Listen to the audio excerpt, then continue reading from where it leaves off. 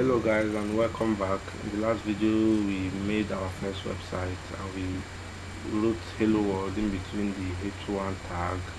So like I said, this is the opening tag and this is the closing tag. It has to be like this, although there are some elements that don't have opening and closing tags, like the break elements. So the break tag rather, you can see it doesn't have a opening and closing, and the hr, yes, and we have so many of them.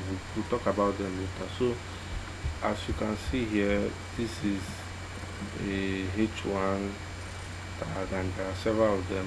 I think up to six, not I think up to six, and that's where it ends. And from h1 to h6 is in descending order, like in order of importance. The most important is the h1, and every website, almost every website has h1. So let's continue from where we stopped. So you can see this is the h2.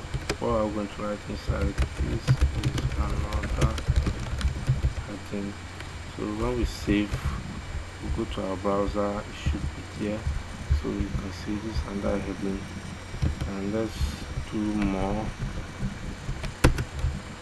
h3. You click enter because automatically VS Code will help you generate the rest of the code. This is the third thing. Let's save that and see. Okay. And let's do the fourth and fifth and the sixth, h4. This is the fourth heading.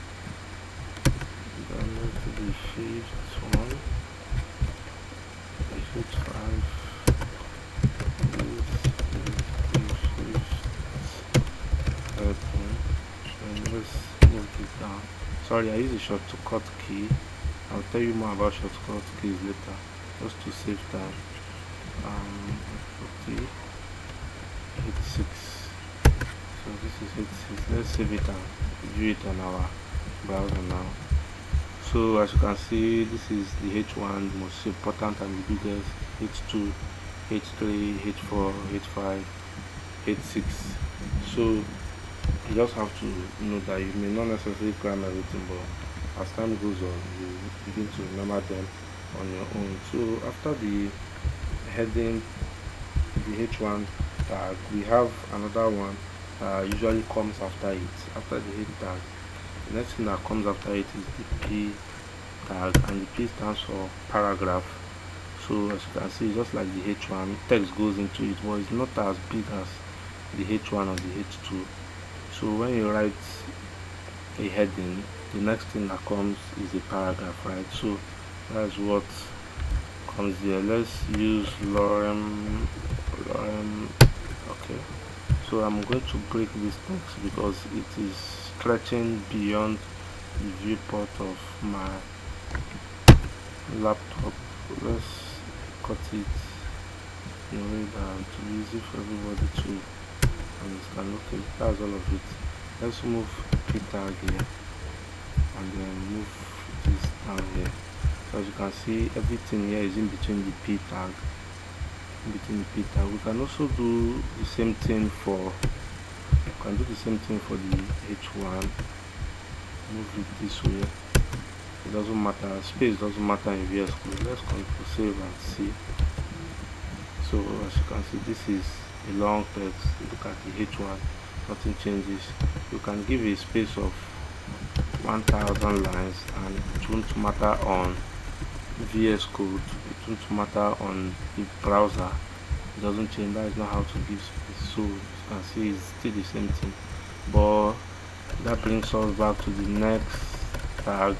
If you want to give a space, you can do that by, that is in HTML. There are several ways to give a space, just like margin, the translate X and Y, and padding. But now we're still on HTML, we're not in CSS. So let's say we want to give a gap here, break.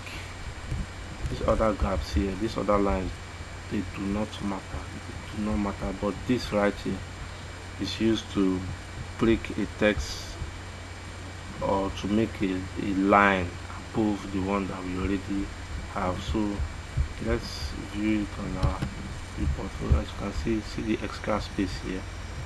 There is a normal default space on every website that is created by HTML. We can override that on CSS when we get to CSS, but that is HTML. But we can add extra space using the BR tag. BR, I think, is break. So you use break to create a space. Let's do that one more time or two more times and see what happens. As you can see, it has created a long space. So let's say this is too long. We want it to be nicely indented at the ending, just as it's indented at the start or the beginning.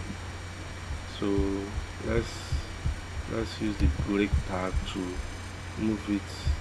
Let's move the break tag to move it to the right place. So we can do BR. Make sure you don't write it close to the text. If not, it's going to display as a different text. So let's save it and see. As you can see now, we've broken that text, and the rest of the text are in the next line. Let's do the same thing for this. It to be nicely indented. What's that word? Let me find it. This is a dummy text. I just generated it from VS Code. You know more about that later. Elite. Where is elite? Okay. Let's do this here. Let's put this here. The space doesn't matter at all. Let's confirm. As you can see, the space I created now doesn't change anything. Let's do the break tag here and see what happens. So we're breaking the text further, and the one that went straight here has gone to the next line. That's how you move text to the next line. Let's say we want it to move further down. You can do another break tag here. Oh, we didn't save it. Sorry. Control S. You can see there is a space here. So that's how to create space. Then in the next video we'll talk more about other HTML elements and tags. I want you to do this one that we've just done as a form of assignment. The H1, type some text inside the headings from H1 to H6, and also give a gap, type the P tag and write some stuff into the P tag, and use the line break element to create space in between the text. Write a very long text and show me in my DM. We'll talk more about HTML elements and tags in the next video. Thanks for joining us here, and see you in the next video.